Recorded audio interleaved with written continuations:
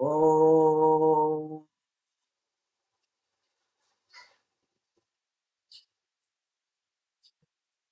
अब कुछ और शब्द लेते हैं।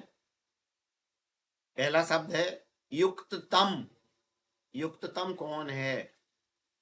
युक्ततम मतलब योग युक्त और तम प्रत्यय लगा है। सर्वोच्च योग की सर्वोच्च स्थिति पर पहुंचा हुआ व्यक्ति कौन है? भगवान कहते हैं, सभी योगियों की उपमा देके कह रहे हैं, सभी योगियों का सार निचोड़ बता रहे हैं भगवान। 6वें अध्याय के 47वें श्लोक में, एक ही श्लोक में, योगिनामपि सर्वेषां मद्गतेनान्तरात्मना श्रद्धावान भजते यो माम सा मे युक्ततमो मतः।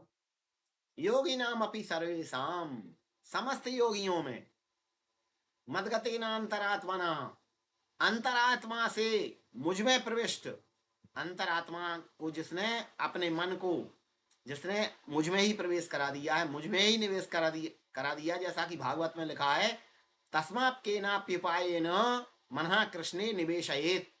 जिस किसी भी प्रकार से मन का निवेश कृष्ण में करे, तो मदगतेन अंतरात्मना, अपने अंतःकरण को उसने, यहाँ आत्मा का अर्थ, आत्मना का अर्थ अंतःकरण, अपने अंतःकरण को, मन बुद्धि चित्त और अहंकार को मुझ में ही लगा दिया है। और ऐसा श्रद्धावान भजते यो माम, श्रद्धा सर्थ है, पूर्ण श्रद्धा के साथ जो मेरा भजन करता है, सा में युक्त तमो मतः, वह मुझे योगियों में युक्ततम मान है। समस्त योगियों में उसको युक्ततम मानता हूं मैं। ये युक्ततम की परिभाषा भगवान ने दी है कि समस्त योगियों में भी जो मन से और श्रद्धा से मुझ में ही मन का निवेश करके और श्रद्धा पूर्वक मेरा भजन करता है, वह मुझे युक्ततम मान्य है।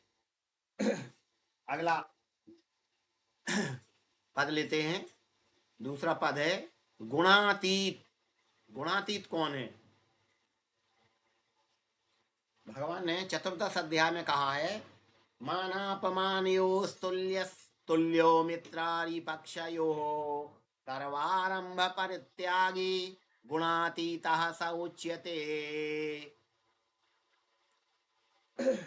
मानापमानयोस्तुल्य, मान और अपमान में जो बराबर हो, बराबर रहे, मान में अधिक प्रसन्न न हो और अपमान में अधिक उद्विग्न न हो, दुखी न हो, किसी प्रकार से संतप्त न हो, तो मान और अपमान में समभाव रखे। तुल्य माने सम, सम का ही पर्याय है तुल्य, बराबर स्थिति, एक सी स्थिति हो जिसकी। और तुल्यो मित्रारी पक्षयो, और मित्र में और शत्रु में भी समभाव रखे। अपना मित्र है तो ठीक, अधिक प्रेम न करें उससे, और अपना शत्रु है तो उससे किसी प्रकार का किसी भी प्रकार का द्वेष न रखे, समभाव रखे बिल्कुल दोनों में, मित्र और शत्रु में।